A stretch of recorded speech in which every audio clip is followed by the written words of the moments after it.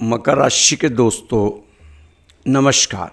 दोस्तों, व्यापारिक काम में बहुत ज़्यादा ध्यान देने की ज़रूरत है। काम का दबाव बना रह सकता है, लेकिन साथ ही कोई बड़ी डील होना भी संभव माना जा सकता है। आप अपनी काम करने के तरीके में बदलाव से जुड़ी योजनाओं पे भी अमल करें। ऑफिस में अपने काम के बोझ को आसानी से ख़त्म करने के लिए ज़रूर सहयोग लेते हुए आगे बढ़ें। धार्मिक और सामाजिक गतिविधियों में अपना योगदान देने से खुशी मिलेगी और पहचान भी बनेगी। मीडिया और मार्केटिंग से संबंधित जानकारियों को और ज़्यादा हासिल करें। इससे आपको अपनी दिनचर्या और व्यापार से जुड़ी हुई नई दिशा मिल सकती है। अपने महत्वपूर्ण कामों को नज़रअंदाज करके दूसरों के मामलों में व्यस्त रहेंगे, जिसकी वजह से आपके समय का नुकसान हो सकता है। समय आपका कीमती है दोस्तों, इस समय को इधर उधर ना जाया करें। नौकरी करने वाले लोगों को अपने किसी लक्ष्य को पूरा करने से मान सम्मान और तरक्की मिलने की संभावना बनी हुई है। व्यापार क्षेत्र में भी सभी काम अच्छी तरह से चलते रहेंगे, जिससे मन में सुकून रहेगा। कंसल्टेंसी से जुड़े व्यापार में मान सम्मान और पैसा दोनों बेहतर होंगे। विदेश से संबंधित कोई काम रुका हुआ है तो उसके बनने की अच्छी संभावना है। किसी महत्वपूर्ण व्यक्ति के साथ मुलाकात भी फायदेमंद रहेगी। साथ ही आपके व्यक्तित्व में भी अच्छा बदलाव नज़र आ रहा है। युवाओं को भविष्य से जुड़े किसी प्रयास में अच्छी सफलता मिल सकती है। मकर राशि के दोस्तों, यह समय धैर्य और संयम से बताने का समय है। व्यावसायिक गतिविधियां आपकी पहले से बेहतर होती हुई नजर आ रही हैं। आपने इस समय क्या करना है, अपने संपर्क सूत्रों को और ज़्यादा मजबूत करने की कोशिश करनी है, क्योंकि भविष्य में यह फायदेमंद साबित होने वाला है।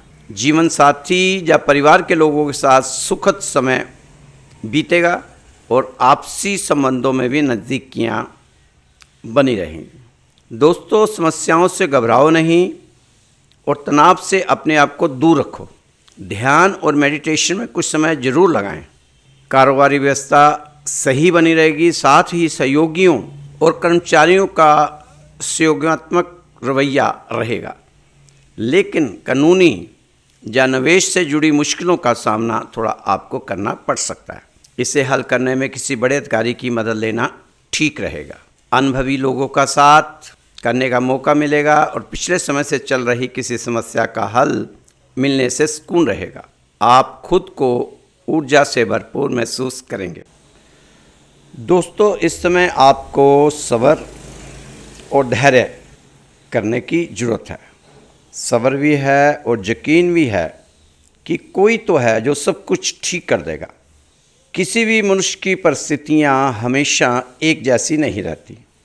परिस्थितियों को बदलना ही है, इसलिए आपको हिम्मत नहीं हारनी चाहिए। इंसान को कोई चीज़ इतना नहीं बदल सकती जितना उसके दिल पर गुजरी हुई तकलीफ़ें उससे बदल देती हैं।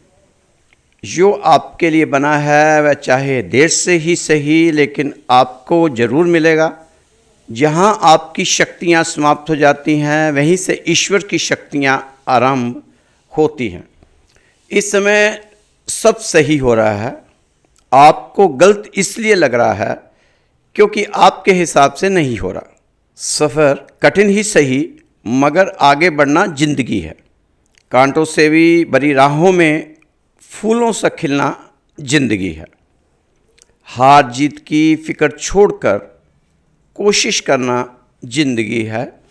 गमों के गहरे सायों में भी मुस्कुराहटें ढूंढ लेना जिंदगी है। मकर राशि वालों, इस समय आप दुखी हो, परेशान हो, समस्या से घिरे हुए हो, लेकिन आप अपना दुखड़ा हर किसी के सामने ना लेकर जाएं, ना बताएं, क्योंकि जो गुजर रही दिल पर उसे जुआ पर लाकर क्या करोगे। जब कोई समझने वाला है ही नहीं तो अपने दर्द बताकर क्या करोगे। खुद का ही तमाशा बना लोगे। मकर राशि वाले मेरे दोस्तों, सत्य की गाड़ी में सफ़र कर रहे हो तो कष्ट भी आएंगे, रास्ते में रुकावटें भी आएंगी। भगवान कुछ लोगों को इसलिए भी आपकी ज़िंदगी से निकाल फेंकते हैं क्योंकि उन्होंने उनकी वो बातें भी सुन ली होती हैं जो आप नहीं सुन पाए होते।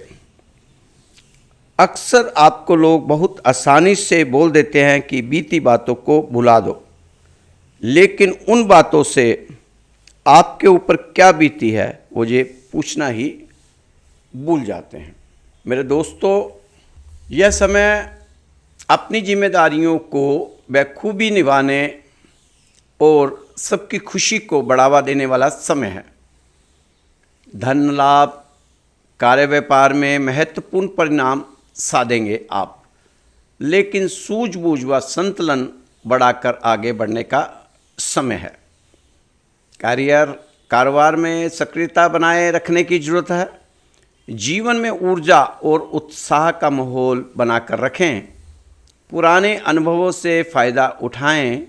नए जोश और उत्साह के साथ सभी ज़रूरी कामों को निपटाने का प्रयास आपको करना चाहिए।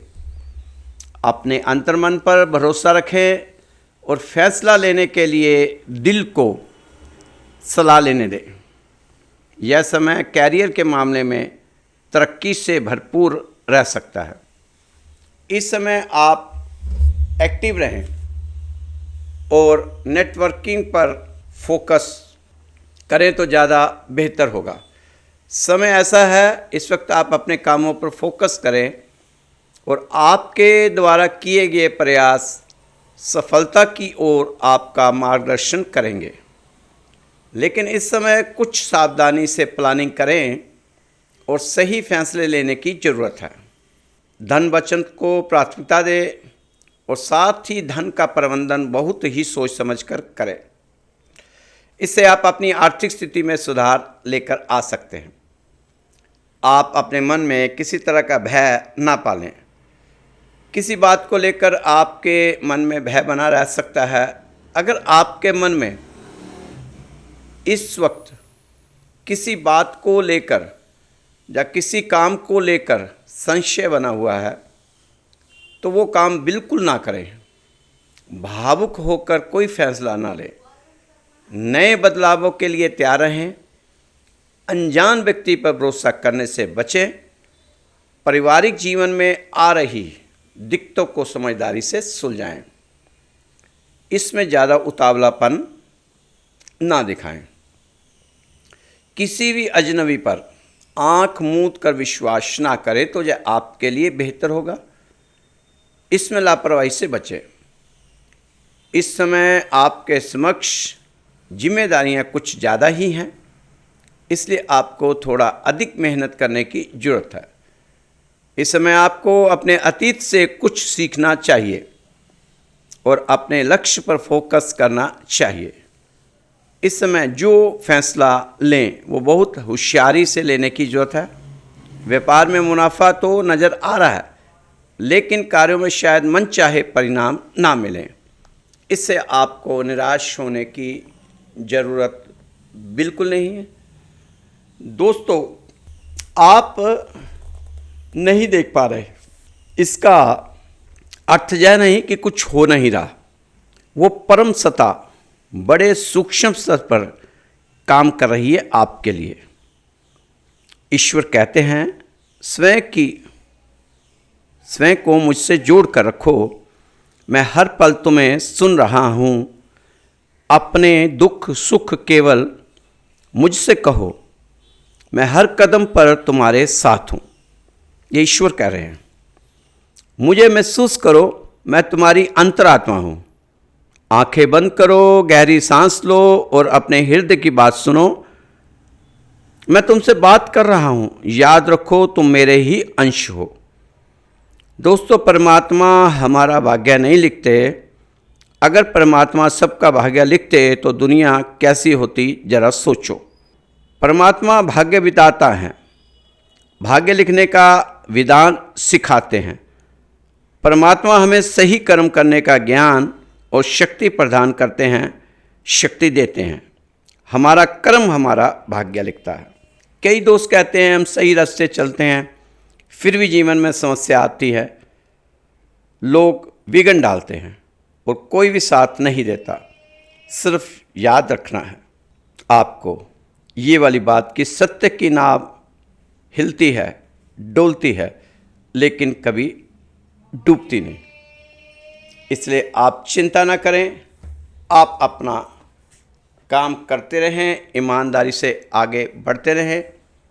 कुछ समय आपके पक्ष में दिखाई दे रहा है। दोस्तों, अगर इस समय किसी समस्या का हल नहीं निकलता तो अपने दिमाग को चैन से बैठने ना दो। उसे बार बार कहो कि हल निकाल, हल निकाल, ये सारी मुश्किलें तेरी वजह से ही आई हैं। तू पता नहीं कहाँ से पकड़ कर लाता रहा मेरे लिए। दिमाग को चैन से बैठने नहीं देना है अब आपने। दोस्तों, थोड़ी ये कमी जो आप में है उसे स्वीकार करना शुरू कर दो। गलती हमारी सिर्फ़ और सिर्फ इतनी सी है कि हम आधा सुनते हैं, चौथाई समझते हैं, सोचते शून्य हैं और प्रतिक्रिया दो गुनी करते हैं। फिर हम कहते हैं कि क्या बताऊं कैसा खुद को दरबदर किया मैंने, उम्र भर किस किस के हिस्से का सफ़र किया मैंने। दोस्तों, अब वो समय जा चुका कि मैं अपनी नाकामयाबियों का ठीकरा किसी और पे फोड़ता रहूं, क्योंकि वो समय जा चुका है, गुजर चुका है। अब आकाश कोसने से कोई फ़ायदा नहीं। बेहतर होगा कि आप थोड़ा नुक्स देख लें अपनी उड़ान का भी। अब तो आप अपनी ज़िंदगी से ये भी कह सकते हैं, नहीं हम में कोई अनबन नहीं है, नहीं हम में कोई अनबन नहीं है, बस इतना है कि अब मन नहीं है। मैं अपने आप को सुलझा रहा हूँ, तुम्हें लेकर कोई उलझन नहीं है। दोस्तों, अब मन को नौकर बना लो, क्योंकि यह आपका नौकर था, मालिक बनकर बैठ गया और आपकी ज़िंदगी में सब उल्टा पुल्टा कर दिया। सारे जीवन को रेगिस्तान जैसा रूखा कर दिया। जहाँ पर बहुत तरह के रंग बिरंगे फूल खिल सकते थे, वहाँ इसने सिर्फ हाथों में कांटे ही पकड़ाए हैं। जीवन में कांटे ही हाथ आए हैं। आने चाहिए थे रंग बिरंगे फूल। ये सारा मन का माया जाल था। अब इसमें से बाहर निकलो, इस चक्रव्यूह से, मन के चक्रव्यूह से। इस मन को अपनी अंतर यात्रा में शामिल मत होने दो। इसे नमस्कार कर दो, दूर से ही इसे विदा दो, प्रेम से सही पर इसे विदा दो। इसकी एक मत सुनो। इसे कहो कि बहुत हो गया, अब हम नहीं मानेंगे। अब जो होगा हम जागेंगे, हम देखेंगे। जैसे ही आपने महसूस किया कि आप जाग रहे हैं, इस मन की चालाकियां आप समझने लगेंगे। कड़वा है, फीका है, शिकवा किसी से क्या कीजिए। जीवन समझौता समझकर घूट घूट कर पीजिए। दोस्तों, इस समय अपने इन हालातों के लिए किसी को भी दोष मत दीजिए, क्योंकि लोगों की इसी बेरुखी ने रुख सीधा कर दिया आपका। लोगों की बेरुखी ही आपको सीधे रुख की तरफ मोड़ पाई। करेले से कड़वे लोग मुसीबत में काम आ जाते हैं, लेकिन शक्कर से मीठे लोग वक्त पर अक्सर धोखा दे जाते हैं। आप तो बस कर्म पर विश्वास रखो और ईश्वर पर आस्था। कितना भी मुश्किल समय हो, जरूर निकलेगा रास्ता। दोस्तों, मुश्किलों का आना पार्ट ऑफ लाइफ है और उनसे हंसकर बाहर आना आर्ट ऑफ लाइफ है। मेहनत का फल और समस्या का हल देर से ही सही, लेकिन मिलता ज़रूर है। कभी हार ना मानने की आदत ही एक दिन जीतने की आदत बन जाती है। आप छोटे छोटे चमत्कार देखते चलो, क्योंकि हर बड़ी चीज़ की उपलब्धि की शुरुआत एक छोटे से सपने में होती है। इसलिए कड़ी मेहनत करो। नहीं करे तो शुरू करो। एक अच्छी शुरुआत के लिए कोई दिन बुरा नहीं होता। आज ही शुरू करो। कभी खुशहाल, कभी उदास, कभी जीत तो कभी हार होगी। यह ज़िंदगी की सड़क है, धीरे धीरे पार होगी। आगे आगे बढ़ते रहना, पीछे कभी जाना नहीं, परिवर्तन से डरना नहीं और संघर्ष से घबराना नहीं। दोस्तों, अगर आज समय आप किसी प्रोजेक्ट पर काम कर रहे हैं तो एक नया नज़रिया आपको सफल विचारों की ओर ले जा सकता है। टीम वर्क जरूरी है, इसलिए मिलकर काम के लिए तैयार रहें। आपकी महत्वाकांक्षाएं ही आपको आगे बढ़ाती हुई ले जाएंगी। आर्थिक रूप से आज सावधानी के साथ योजना बनाने और अनुशासन की ज़रूरत है। बजट बनाने में स्टेबिलिटी बनाए रखें और भविष्य की ज़रूरतों के लिए तैयार रहने में मदद मिलेगी। केवल बचत पर निर्भर रहने के बजाय आय के स्रोतों को बढ़ाने पर भी अपना ध्यान केंद्रित करें।